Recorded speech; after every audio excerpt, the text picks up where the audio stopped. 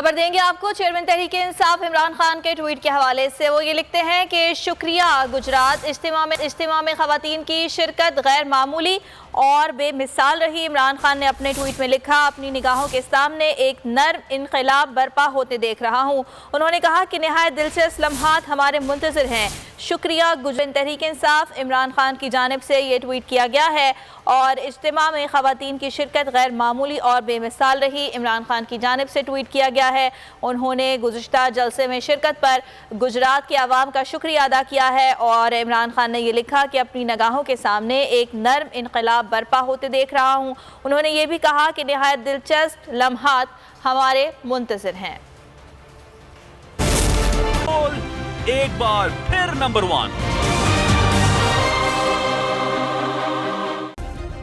Subscribe करें और bell दबाएं ताकि कोई खबर रह न जाए।